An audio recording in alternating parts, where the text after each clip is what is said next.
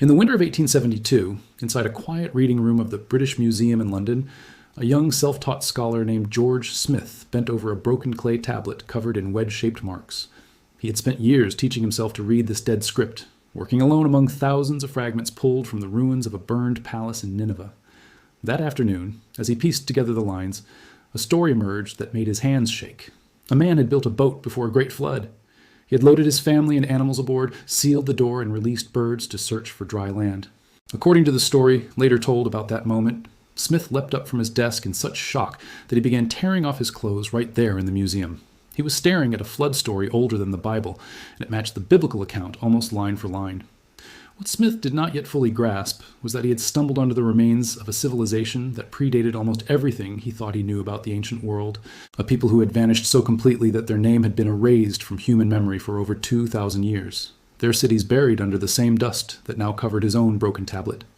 That people were the Sumerians, and the story of their sudden arrival, their extraordinary achievements, and their quiet disappearance remains one of the strangest unsolved mysteries in all of history. The Sumerians seemed to burst into the historical record almost overnight, as if someone had switched on a light in a dark room. One era, there were simple farmers living in reed huts on the marshy banks of 2 rivers, with no writing and no cities. The next era, brick temples rise from the mud, scribal schools are training children in complex signs, and officials are keeping meticulous records of grain, livestock, and labor. Between these 2 pictures, there is almost no gradual, comfortable transition, and that abruptness is the first great puzzle of Sumer. We are talking about the flat plain in the south of modern-day Iraq, the land between the Tigris and Euphrates rivers. Greek writers, centuries later, call this region Mesopotamia, a word that literally means the land between 2 rivers. Around 4,000 years before our era, and by some estimates even earlier, the first known urban civilization on Earth took shape here. Not a village, not a scattered tribe, but genuine cities, protected by walls, organized around temples, and structured by a real division of labor among farmers, craftsmen, priests, and administrators. The most famous of these early cities was Uruk, a settlement so large for its time that it still stuns archaeologists today. Excavators have traced its growth back through layer after layer of the site, a period they now label the Uruk period, running roughly from 4,000 to 3,100 years before our era, during which a scattered farming settlement swelled into the largest city the world had yet seen. At its height, Uruk may have held tens of thousands of residents, an almost unimaginable concentration of people for the 4th millennium before our era. Its walls stretched for nearly 10 kilometers, shielding its inhabitants from raiding armies and wild animals alike, and legend says those massive walls were ordered built by the semi-legendary King Gilgamesh himself. Inside, a busy marketplace hummed with trade, and a towering temple complex rose above the rooftops, visible for miles across the flat plain. Nearby stood other great city-states, Eridu, Lagash, Nippur, and Kish, each with its own patron deity and ruling dynasty. Ancient texts describe Eridu as the very first city, said to have been lowered down from heaven by the will of the gods. Remarkably, archaeologists digging beneath Eridu have actually found layer upon layer of temples, each built directly atop the ruins of an older one, stretching back into extraordinary depths of time. The spiritual center for the entire Sumerian world, however, was Nippur, the sacred home of the chief god Enlil. No king, no matter how powerful his army, was considered truly legitimate until the priesthood of Nippur recognized his rule.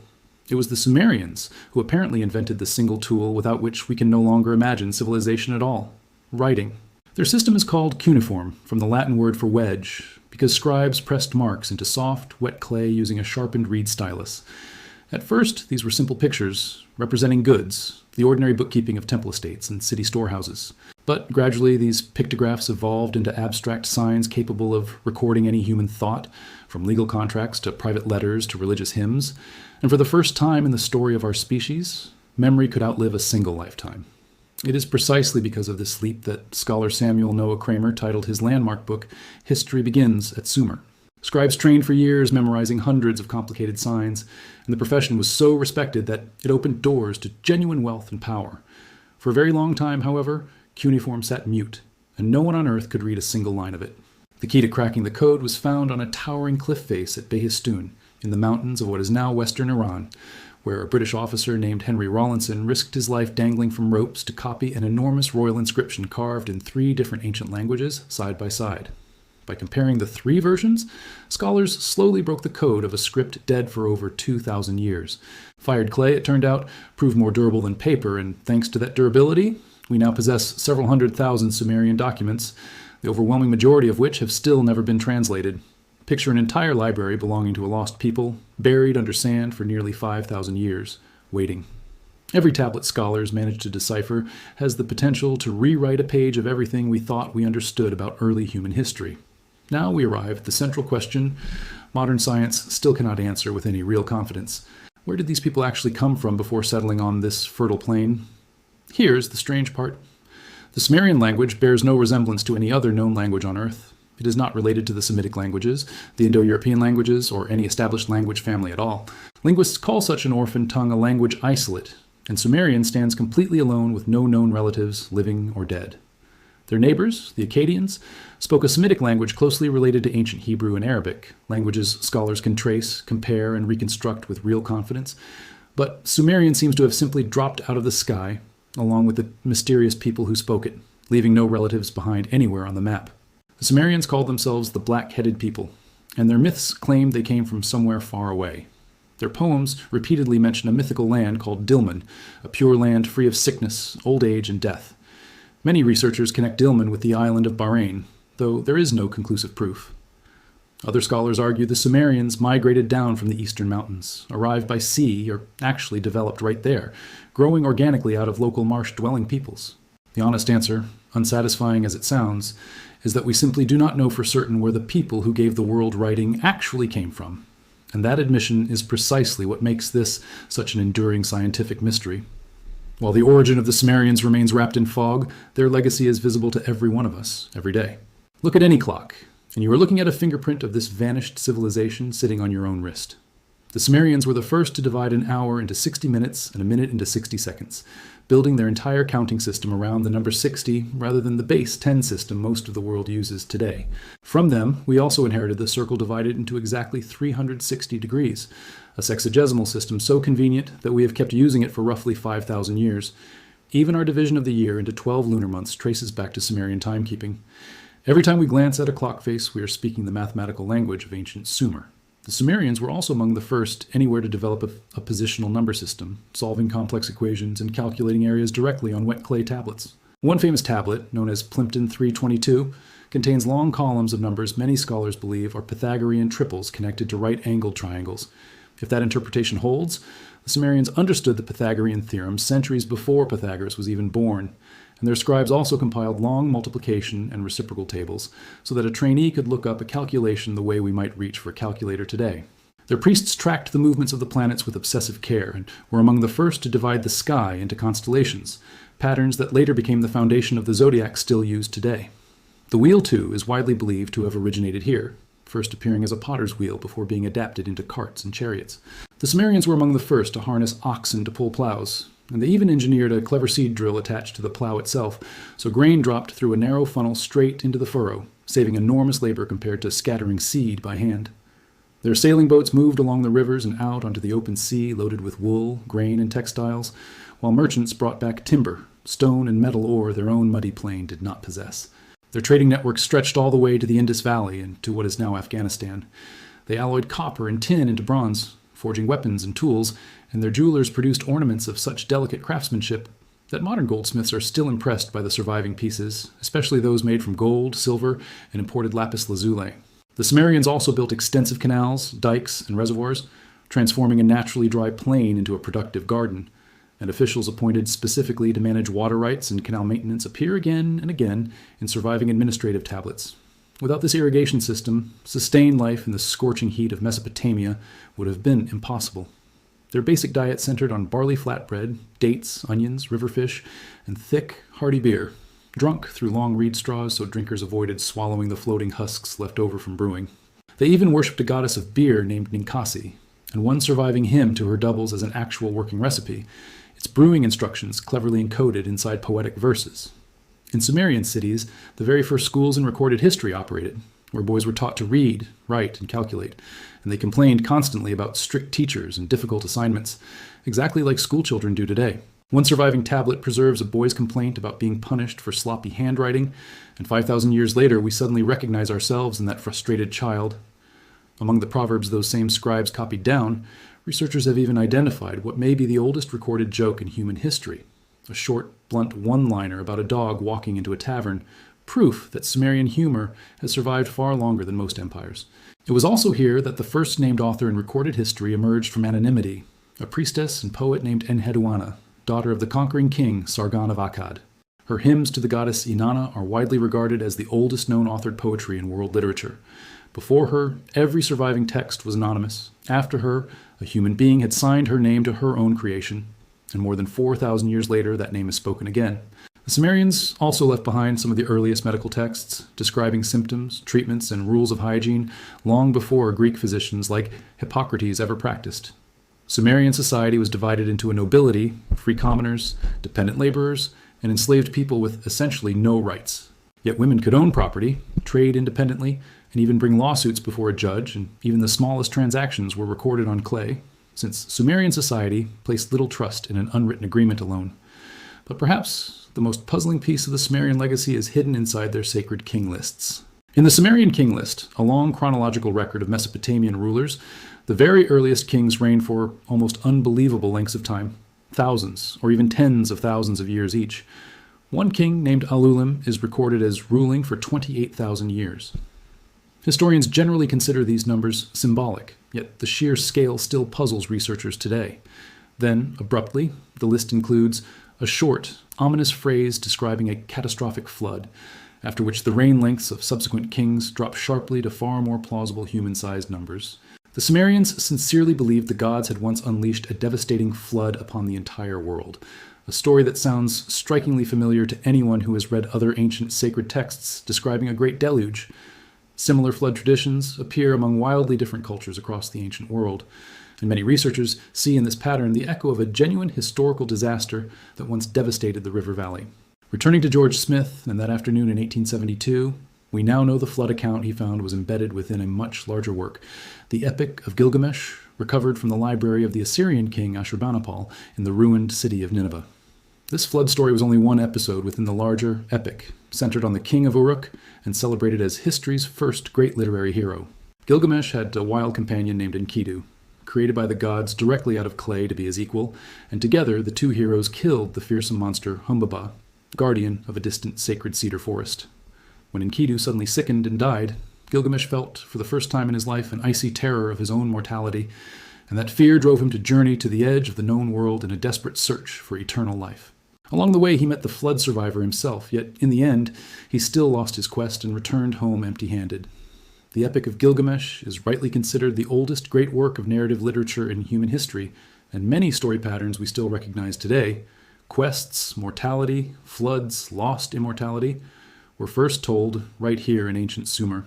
Interestingly, Gilgamesh appears to have been not only a legendary hero, but very likely also a real historical king, whose name appears in the king list among verifiably historical rulers, and tradition credits him with constructing the mighty walls of Uruk. The city-states of Sumer fought bitter wars over farmland, water, and dominance, and one surviving monument, the Stele of the Vultures, commemorates a victory by Lagash over a rival city, showing soldiers marching directly across the trampled bodies of defeated enemies. In the royal tombs of Ur, excavators discovered a striking object known as the Standard of Ur, a wooden box inlaid with shell, lapis lazuli, and red stone, one panel showing peace and feasting, the other brutal warfare. From these tiny figures, historians have reconstructed how Sumerians dressed, feasted, and fought. Buried alongside these artifacts was a board game, complete with pieces and dice, whose rules researchers have partially reconstructed from a separate tablet. High-status Sumerians were buried with gold ornaments, ceremonial weapons, and finely crafted personal seals. In the tomb of Queen Puabi, archaeologists found an elaborate headdress of pure gold and lapis lazuli, with the bodies of servants who, evidence suggests, accompanied their mistress into the afterlife nearby. Every person of rank carried a cylinder seal that functioned as a personal signature, an early form of document security developed nearly 5,000 years ago. And archaeologists have found thousands of these small carved cylinders, each one carrying a unique scene of gods, animals, or banquet feasts. To appreciate the scale of Sumerian achievement, it helps to compare it with its contemporaries. Around roughly the same period, ancient Egypt was rising in the Nile Valley, building monumental pyramids under a single unified pharaoh, while Sumerians lived in separate city-states that fought constantly rather than uniting under one crown, and Egyptian hieroglyphs appeared somewhat later than Sumerian cuneiform. Far to the east, in the valley of the Indus River, another remarkable culture flourished at almost the same time, centered on the cities of Harappa and Mohenjo-Daro, with their startlingly regular streets. These three civilizations knew almost nothing of one another, yet developed in a strikingly similar rhythm, as if something awakened human civilization simultaneously at several points on the planet. Some researchers point to favorable climate and river flooding. Others see a deeper mystery history as not yet explained. Sumerian religion was elaborate and crowded, populated by dozens of powerful gods, spirits, and demons governing every aspect of existence. The chief gods were called the Anunnaki, children of the supreme sky god An, who, according to myth, created humanity out of clay so people could perform hard labor on the god's behalf. Sumerians especially revered Inanna, goddess of both love and war, later adopted by Akkadian and Babylonian cultures under the name Ishtar. At the heart of every city stood a ziggurat, a stepped temple tower rising toward the heavens, and the ziggurat at Ur has survived remarkably well, and still impresses visitors with its imposing mass. It was believed that atop such a tower, a god would descend to speak with the city's priesthood. The Sumerians imagined the underworld as a bleak realm without light or comfort, where even the mightiest kings became pale, silent shadows after death, and some scholars suspect the image of the ziggurat itself later influenced the biblical legend of the Tower of Babel. One later Sumerian ruler, Gudea of Lagash, left behind long inscriptions describing a vivid dream in which a god instructed him exactly how to design and build a temple. A rare glimpse into how deeply these rulers believed their cities were built under direct divine supervision. And now we arrive at the final and perhaps saddest mystery of this remarkable people. If the Sumerians were so advanced, why and how did they ultimately vanish so completely? Their end did not arrive in a single night, nor from one sudden catastrophic blow. Around 2,300 years before our era, a powerful king named Sargon rose to prominence in the north, reportedly beginning life as a humble gardener before becoming ruler of the entire known world of his time, his birth legend mirroring, in striking detail, the later biblical story of the infant Moses set adrift in a basket. Sargon united the independent city-states of Mesopotamia into the world's first known empire, stretching from the Persian Gulf to the distant Mediterranean, and the Akkadians' Semitic language steadily displaced the older Sumerian tongue in everyday speech. The Sumerians briefly reclaimed power during the third dynasty of Ur, when King Ur-Nammu issued the oldest surviving written law code known to historians, specifying precise fines for injuries and marking a real step away from blood feuds and toward written law. This code predates the far more famous laws of Hammurabi by several centuries, yet this brief revival proved to be the last bright flare of an already fading star. Around 2,000 years before our era, the great city of Ur itself finally fell to invading forces, and a haunting surviving poem mourns its destruction in the eerie silence that settled over its once bustling streets. But the slow death of Sumer had another cause, too, far more quiet than any invading army. The very water that had fed their fields for centuries eventually poisoned those same fields, as constant irrigation in a hot climate let salt accumulate in the soil year after year. The land slowly turned pale and barren, and harvest shrank with each generation. Surviving tablets record how farmers abandoned wheat for barley, a grain more tolerant of salty soil, but eventually even barley failed and the granaries stood empty. Canals silted up with no healthy laborers left to clear them, and chronic famine weakened the cities, making them far more vulnerable to hostile armies. The once fertile plain that had fed millions slowly became a cracked, salt-encrusted wasteland, undone not only by warfare but by the very soil beneath its own feet. A quiet, ecological catastrophe, carrying an uncomfortably direct warning for our own world today. After all of this, the Sumerians gradually dissolved as a distinct people, their bloodline mixing with the Akkadians, Babylonians, and other regional peoples over subsequent centuries. The spoken language died out, yet it survived as the formal language of temples and scholarship for nearly 2,000 years, much as medieval European scholars studied Latin, until even that fell silent, and the name of this once great people vanished from human memory entirely. The world only rediscovered Sumer in the 19th century, through scholars decoding cuneiform one sign at a time. In 1922, the British archaeologist Leonard Woolley began his famous excavations at Ur, uncovering royal tombs with gold, weapons, and the remains of dozens of attendants who had accompanied their ruler into a single disturbing mass burial. Digging deeper beneath the city, Woolley found a thick layer of clean river silt deposited by an immense flood, and believed he had found physical evidence of the very deluge described in Sumerian mythology. In this way, an archaeologist's shovel unexpectedly connected an ancient myth with a real geological catastrophe from the deep past. The fate of Sumer bears a striking resemblance to that of another remarkable civilization far away in the Indus River Valley. The cities of Harappa and Mohenjo-Daro were likewise enormous, clean, meticulously planned settlements with genuine sewage systems, uniform-fired bricks, and standardized weights across a vast trading network. Yet archaeologists have found no palaces or lavish royal tombs among their ruins, unlike Sumer or Egypt.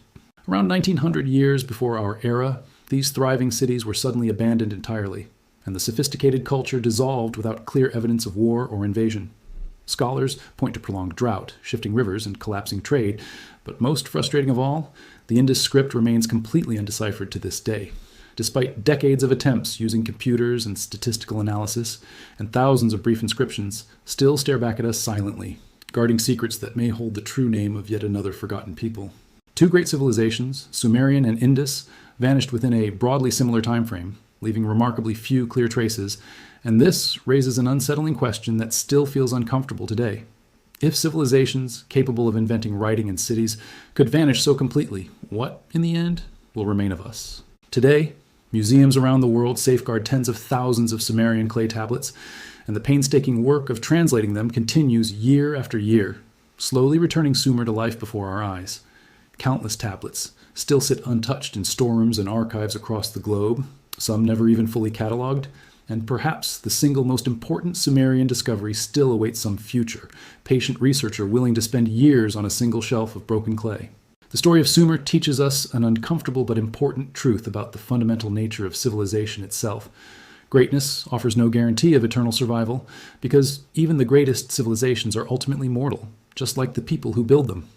The Sumerians gave humanity writing, the wheel, formal schooling, written law codes, and the first recorded maps of the night sky.